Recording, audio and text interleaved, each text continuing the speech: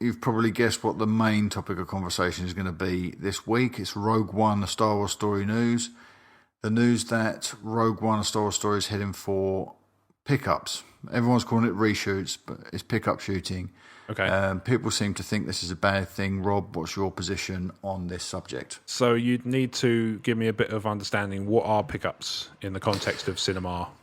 Okay, pickups are planned planned sessions of photography. Okay. That will take place after principal photography. Right. And basically, all it is it's a contingency built in by the producers so that when the film is starting to be cut together, if the filmmaker discovers that they are missing information, information that might recontextualize a scene or bridge something or develop something or alter the tone, which is going to be a very important theme. Okay. They know that they can get all the talent and the crew and equipment and the locations at their disposal to go out after they've put the rough cut, the assembly of the film together. They can go out and pick up additional footage, come back and make the film better. Okay. Now, I've just put something on the site about this today. Yeah, I had I had a skim of it. I had a skim of it before we came on. I didn't have a chance to delve into it in a lot of depth, but it's that's okay. I'll give you a quick summation. Pretty interesting. So this one, if you're listening to this on Monday, this post went up on Thursday. It is a brief look. I'm just trying to give people a bit of context about what a reshoot is, and it's not always. You don't just start making a film, do the ABCs of it, and release it. It's always evolving. It's always changing. The Force Awakens did it when Harrison Ford had his injury. They shut down production for a few months, went away, they rewrote. That's why we got so many deleted scenes for The Force Awakens. And the film we would have got would be very different to the one we got today.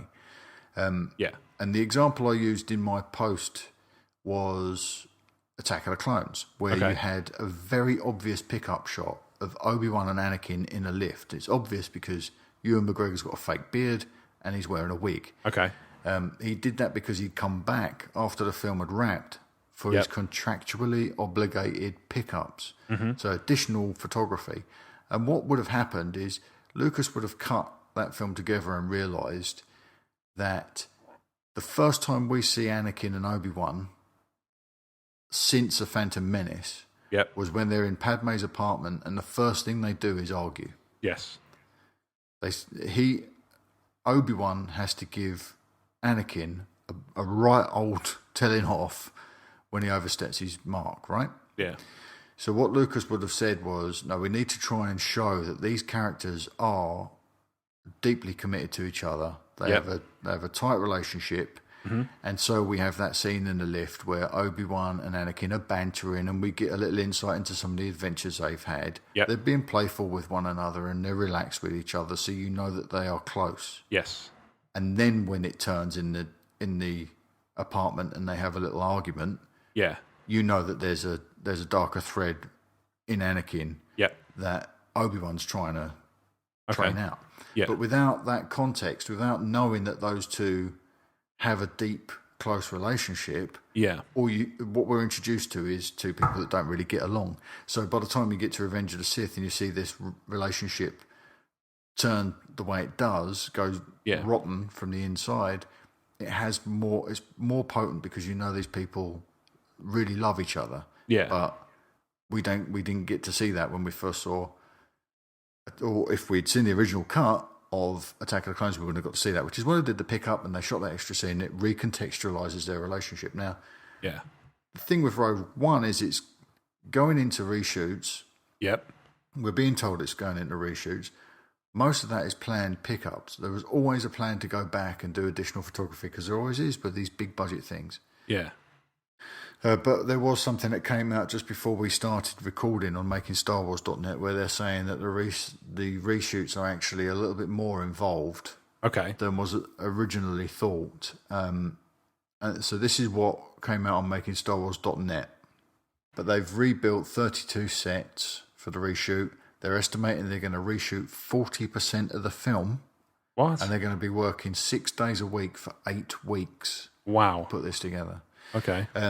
Now, the idea is that we still don't need to panic about that. Okay. The idea is that much like the Obi-Wan and Anakin example I've just given, and as in my article on the site, this could be purely an attempt to adjust the tone of the movie. Okay. To put a little bit of levity in there and bring it more in line with the tone of A New Hope. That was the early talks. That it was a little bit too dark, a little bit too hard, a little bit too war. Yeah. Too much of a war story. And it needs to dovetail in, because we've learnt this week that it's going to be...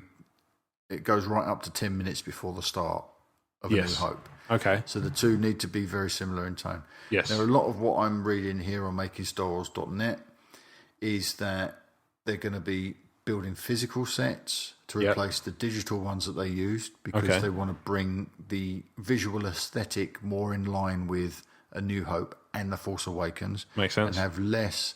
They're saying it's very prequel-like, this film, with a lot of digital sets and digital set extensions. Okay. Interesting. So this 40% reshoot might be, let's get rid of the digital stuff that looks like episodes 1, 2, and 3 and replace it. We're going to invest the money to replace it with physical sets. Replace that stuff with physical sets, and let's make this film look right. Okay. Yeah, I can see that. Again, it's what the film looks like when you get the first assembly together and you sit down and watch it objectively and say, do you know what? This is missing. We're missing something. Yeah. The character's missing. Mm-hmm. George didn't have the benefit of that objective point of view when he made the prequels because no one would tell him. No one would say, George, this isn't working. Yeah, I understand. He was in complete and utter control, right? We've said that before. Yes. So this, to me, it sounds very much like the point I was trying to make with my Obi-Wan and Anakin thing, that it's a shift. It's contextualizing the story tonally. Yep. But what I really like is that they're moving away from the CGI-heavy prequel look towards a more Force Awakens physical look. That they might do a reshoot everything with the same beats and the same performances as before. But it's just going to look better. Yeah. Because it's going to be less dependent on CGI. Yeah. It may be that they did some of the kind of preliminary CG work before The Force Awakens released, right? So they could have not known quite how popular Force Awakens was going to be and how much praise was going to be lavished on the real sets and real models and stuff. Yes, yeah.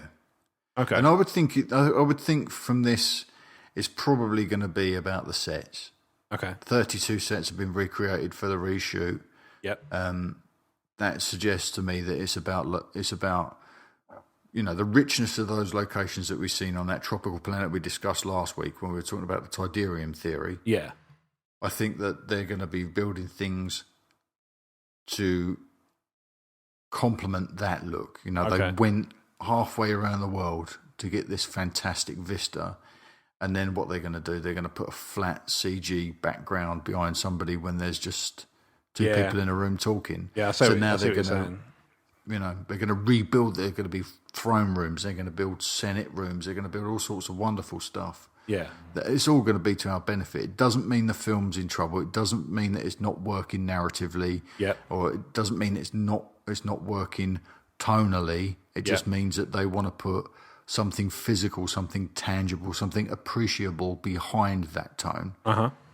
So that we're not looking at it going, hang on, the last time I saw this was in episode 2 and that looked like a poo. Right, yeah. It's definitely my least favourite of the prequels. We've been through that. Yeah. And I've made my peace with that at length.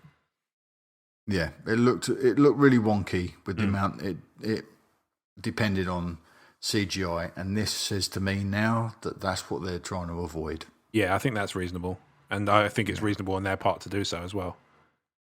Because I think you're absolutely right that it's sore point CG stuff, but obviously they weren't necessarily to know, like I say, how much praise would be lavished upon the real sets and the real models of Force Awakens. Yeah. Although you could sort of understand predicting it. Well, that's it for Rogue One, a Star Wars story news this week. Just that one big story that we couldn't not discuss. So there's a couple of little bits. I think we might jump over this Luke meditates on a rock thing, just because we're coming up to the 90-minute mark. So we'll jump straight over to your John Boyega thing. Do you want to walk us through this, Rob? Yeah, so this is a tweet that that popped up on my Twitter today. Now I'm saying it, I'm going to have to double check to make sure it's not an old tweet that's been retweeted. because this is something that just occurred to me as a worry.